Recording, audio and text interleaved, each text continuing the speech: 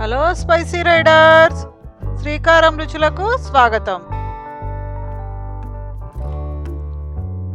ఇవాళ మన healthy recipe వెల్లుల్లి అన్నం. మన అమ్మమ్మలు నానమ్మలు చెప్పిన చిన్న వంటింటి చిట్కా వైద్యం. దీనికి కావలసిన పదార్థాలు తెలుసుకుందామా?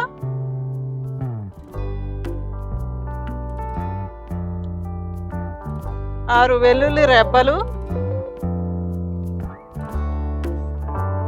అర స్పూనుడు పసుపు, కారం, రుచికి సరిపడా ఉప్పు. ఇప్పుడు తయారీ విధానాన్ని చూద్దాము. ఈ వెల్లుల్లిపాయల్ని తీసుకుని రోట్లో వేసుకుని మెత్తగా దంచుకోవాలి. ఈ వెల్లుల్లిపాయల్ని పొద్దున్నే బ్రేక్ఫాస్ట్కి 1 గంట ముందుగా తీసుకోవటం మూలంగా దగ్గు కూడా తగ్గిపోతుంది. ఇప్పుడు పసుపుని కలుపుకుందాము. వెల్లుల్లిపాయల్ని దంచుకోవాలి. మళ్ళీ పసుపు ఆ వెల్లుల్లిపాయలకు అంటుకునేట్టుగా. తర్వాత మీకు రుచికి సరిపడ ఉప్పుని వేసుకోండి.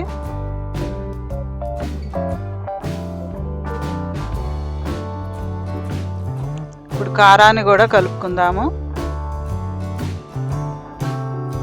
నేను బళ్ళారి కారాన్ని వాడుతున్నాను. మీరు కావాలంటే నార్మల్ కారం అయినా వాడుకోవచ్చు. ఈ వెల్లుల్లిపాయని ఉప్పు, కారం, పసుపు బాగా అంటేట్టుగా దంచుకోవాలి.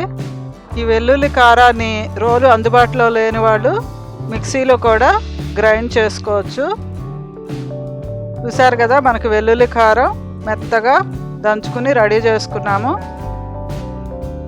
ఇప్పుడు ఒక బౌల్లో వేడివేడి అన్నం పెట్టుకుని మనం దంచి పెట్టుకున్న వెల్లుల్లి కారాన్ని మొత్తం వేసుకోవాలి.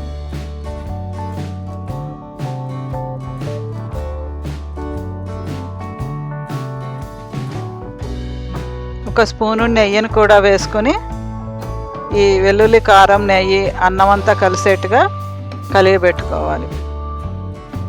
మనకి జలుబు చేసినప్పుడు కానీ, గొంతు నొప్పిగా ఉన్నప్పుడు కానీ, దగ్గు వచ్చినప్పుడు కానీ, రన్నీ నోస్గా ఉన్నప్పుడు కానీ ఈ వెల్లుల్లి కారాన్ని కనుక తింటే తక్షణమే ఉపశమనం కలుగుతుంది.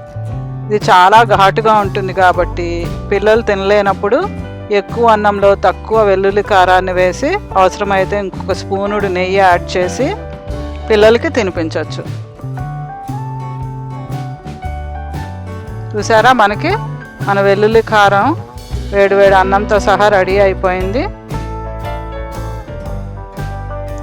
ఈ వెల్లుల్లి అన్నం తిన్న తర్వాత 10 నిమిషాలు మంచినీళ్ళు కానీ ఏమీ తినకుండా ఉంటే మనకి తక్షణమే దగ్గు, జలుబు, రన్నీ నోసు, సోర్ థ్రోట్ నుంచి ఉపశమనం కలుగుతుంది. తప్పకుండా ట్రై చేస్తారు కదా.